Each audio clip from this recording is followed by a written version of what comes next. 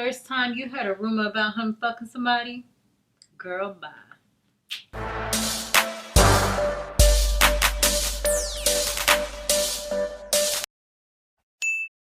Hey, what's up? What's going on, everybody? So today we're back. We're back. We're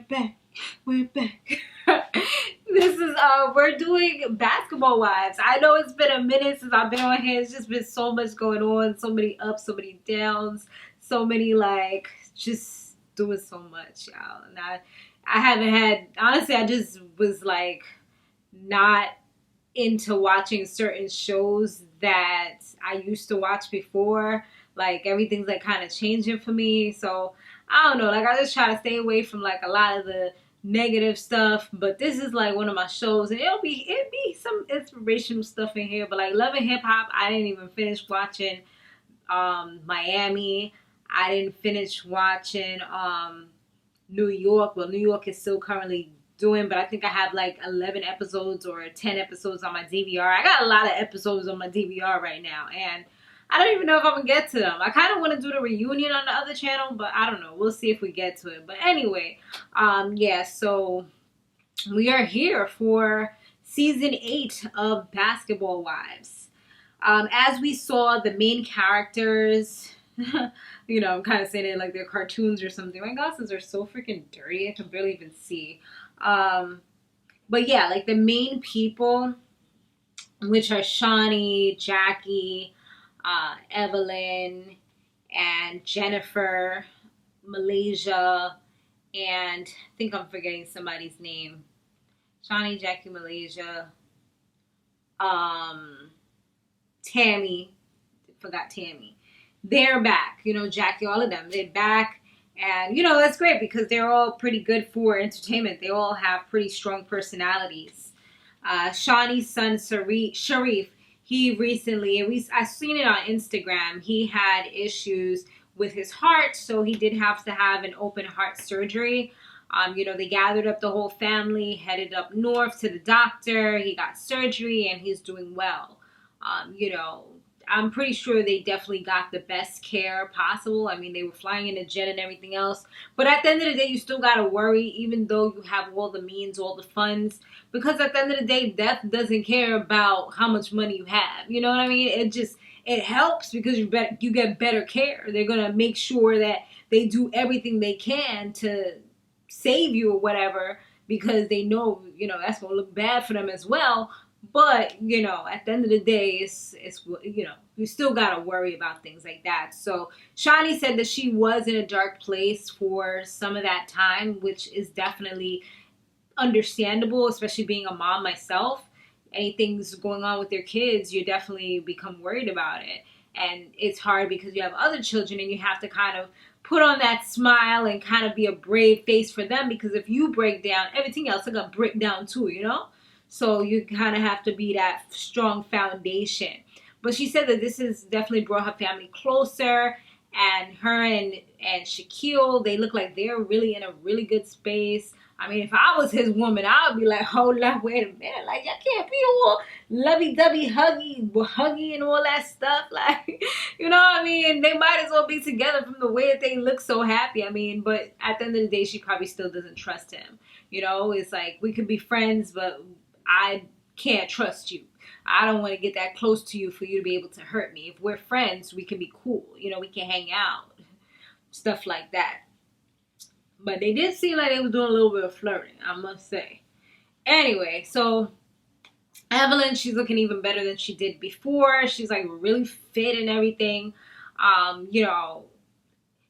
It's a healthy fit though. I feel with her, it's a healthy fit, even though her face is kind of getting sucked in too. I feel for her, as well as with Tami, once they get so super duper thin, it kind of makes them look to the point where they're starting to look older. Their age is starting to show just a little bit in their face, but their bodies not so much. Well, especially not with Evelyn. With Tami, you can tell things are sagging a little bit here and there. But yeah, as far as with Evelyn, she looks really good, but she did say she's getting a lot of joint pains, unexplainable inflammation. So, I mean, it definitely could be things she's eating, although I would think that if, you know, you're doing all this working out that you'll be eating right, but it could be something that's triggering it. Like for me, I've noticed that when I eat a ton load of sugar, like too much of it, I get inflammation. So it could be something that she's doing that's triggering it. I see she's still using that CBD oil though that she got from the weed spot when they went to last season. You see, she was putting it on this shit tongue, right? So Tami and Reggie, they finally got married. They done did the damn thing. They got their own little special and everything, which I didn't watch. I don't know. I just wasn't too interested in watching it, so I just, but yeah, I mean, that's pretty awesome. I was hoping and rooting for them because I just felt like Tami wasn't seeing her worth. Not necessarily her worth, but she just felt like she wasn't good enough because of her infertility issues and because she's an older woman. And probably also because of things that have happened in her past. She was also kind of scared because, you know, people will try you, especially when they see you happy. You know what I mean? So, and all type of people will come out of the woodworks and try to mess up the whatever you got going on. So that's probably part of the reason that she was the way she was. But yeah, they moved forward, but she doesn't even want to tell any of them. She hasn't told, I mean, they know now, but she didn't tell any of them up until this point because she's like, she just didn't want the negativity. She didn't want none of the bad juju, none of that stuff to come on her. Because, you know, when people don't wish you well and they speak in negativity into your relationship, into your life, a lot of that stuff can affect you, or, you know, they're putting it out there into the universe. And she just didn't want none of that. So she just wants to bask in being a newlywed. And I think she said it's been almost a year that they've been married. So, you know, it's been like her little secret. She doesn't even wear her ring because I didn't notice she didn't have a ring on, but then she mentioned that's the reason why. Byron and Cece, they're engaged, so they're the next couple that's about to do the damn thing. He proposed to her in Tahiti. Crazy thing about it is he wants his son to be the best man at his wedding, but he also said himself out there that he does not want Kirsten to be at the wedding. Like he's not too, you know, fancy on having her, and he doesn't really care if she comes.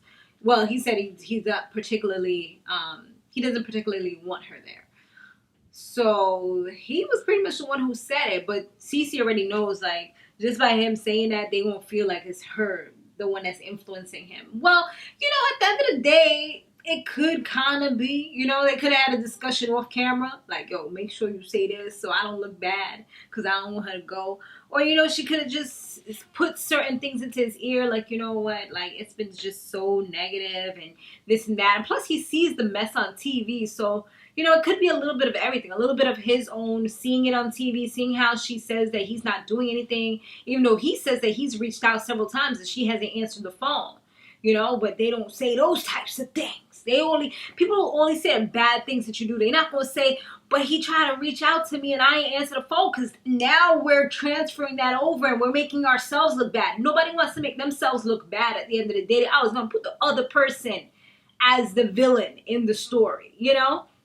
So that's exactly what's happening. And he just, it could be a mix of that as well as, you know, things that Cece's coming home and saying and how she's feeling. And he doesn't want his bride to feel any type of way on their wedding. I mean, who would? If my man going to talk about he going to bring or allow somebody to come that I hate, or, you know, I'm having problems with, when I'm supposed to be, you know, basking in the sunshine, then nah, I mean, now me and you have a problem. You know what I mean? I don't care who it is. You gonna make it right, okay? This is my day. I know it's our day, but it's really my day. So yeah, Evelyn, she feels like maybe there's some type of obia or something on her. So she went to a shaman, or as we would say, an obia man. But for them, it's like a shaman or, you know, like a healer type of person to release all the bad juju and all the bad obia that's on her. So, you know, he kind of did some stuff, put some stones on her, did some healing. And she seems like, you know, her energy, well, she said that she, you know, she's happy about it. She doesn't really feel anything as yet, but, you know, because she's had a lot of unexplained types of inflammation and things like that, like we were talking about earlier, but they can't find a medical diagnosis. So she feels like she heard Tami say in the past that she's done voodoo or something to people. So she's like, you know what, maybe they put some kind of crossing or some hex on me. So let me go ahead and, you know, get somebody to fix me, you know? So yeah, that's kind of what she did. You know, sometimes it could be spiritual stuff. I mean, I'm a firm believer. If y'all been watching me on Instagram, I've been really enthralling myself into spirituality these days. So yeah, Shaunie, she met up with Evelyn and Jackie, and she tells them about this event that she's having to kind of honor her son and to put heart health out there, just kind of get people to think about stuff like that. Because, you know, things can happen and you don't even really, you know, because you think that everything's all fine and dandy, but it could be so freaking serious. Like, there's been kids that I've seen on the news that they talked about. I remember there was one kid, he was like a basketball player or something, or a football player. He was playing a game and all of a sudden he just dropped down dead because he had some kind of heart problem that no one found. So, I mean, things like this do happen. And, you know, playing sports can definitely cause them to kind of come out because you're doing a lot more work on your heart than just a regular person. Jen has a little talk with, before we get to that, so they asked if Jen should be there. Well, it was pretty much Evelyn was like, you know, she don't feel like it would be a good idea to invite Jen, but Shaunie feels like, I mean, not Shaunie, what her name is, Jackie feels like, you know, she don't see any problem with it. It's probably a good idea, but what does Jackie know, right? Jen talks to Kirsten because, you know, they kind of buddy. Not exactly sure why. Well, Kirsten, I feel like kind of latched on to her in the beginning because she wanted a friend or something. I don't know, but somehow they had this special connection, and yeah. So anyway, she says that she reached out to Shani, which Shani did mention when everything happened with her son, just because, you know, that's the kind of person she is. She's a bigger person. And, you know, she also doesn't feel like, you know, if something like that is happening to somebody that she knew or whatever, she feels like she should reach out. Like, it's the right thing to do. But she said if she ain't looking forward to seeing linebacker LaQuisha because she done threw a table at her in Amsterdam, which we also. Yo, LaQuisha wasn't playing. No, Malaysia was ready. She was ready. They done brought the hood out of her, like West Side, Compton in the house. I mean, I don't even know if she's from Compton, but it seems like it would be the right place. Just from all the stories that I heard. I mean, I know nothing about California, so. But I know West Side. Is that how it goes? Or West Side? All right, let me stop throwing up gang signs. But y'all get the picture. Anyway, so Jennifer, she was just being super shady and talking about some, oh, well, you know, she don't even understand why Shaunie is mad for, because it's not like the first time she heard about him cheating, about Shaquille O'Neal cheating. And Kirsten did seem really uncomfortable having this conversation. I feel like because she's like, well, hot diggity damn, you about to make me lose my job right now. Like, I want these coins. What are you doing?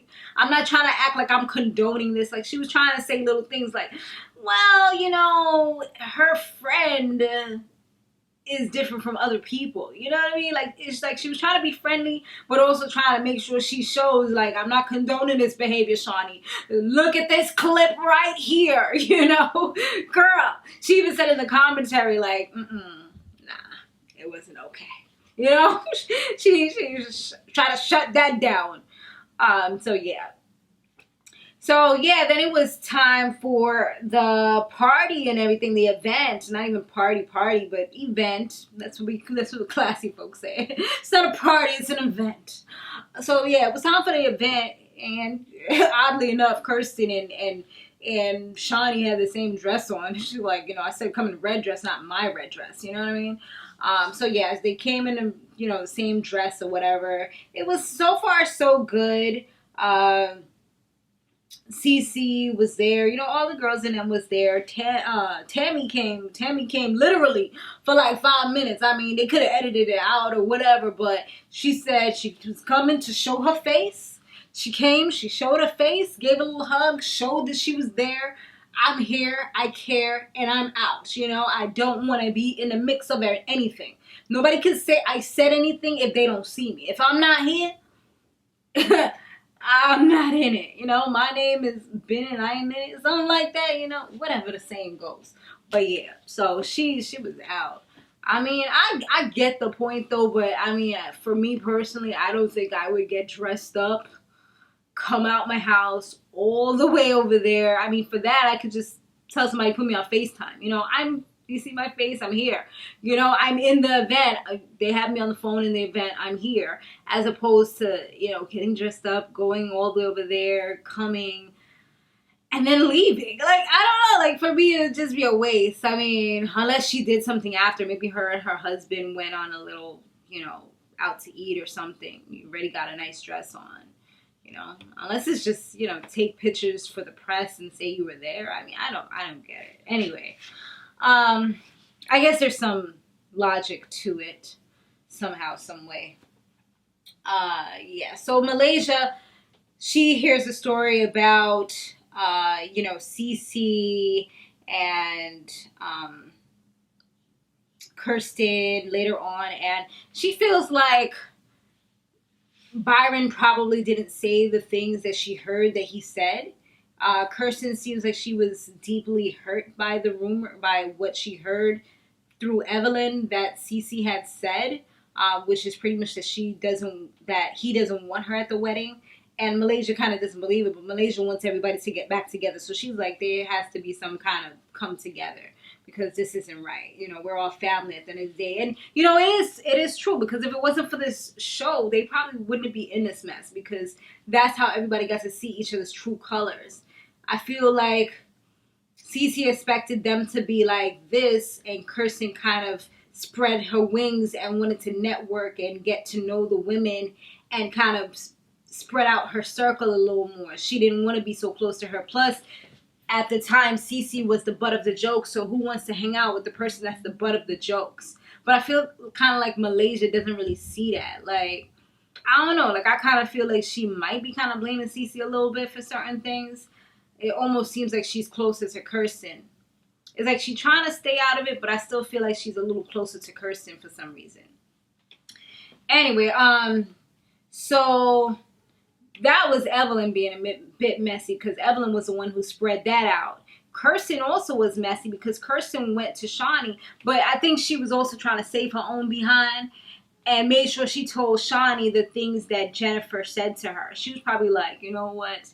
I done seen how Shani can get crazy sometimes. She's like one of those passive-aggressive type of people, but is like aggressive, you know, like aggressive, I'll take your job, or aggressive, like I'll get at shit if I really need to, you know what I mean? And aggressive, like I have connections type of thing, like I'll get you blackballs, you know? So I think that's more so the reason why she was like, you know what, let me tell her, because she gonna see the clips and she gonna think I was part of it. So if I tell her now, it'll probably save me. So she let her know, you know, what time it was, all the things that that her friend, you know, I'm like, ain't that supposed to be your friend? You know, like my friend telling other people what I said about them, you no longer my friend. Like you done got cut off.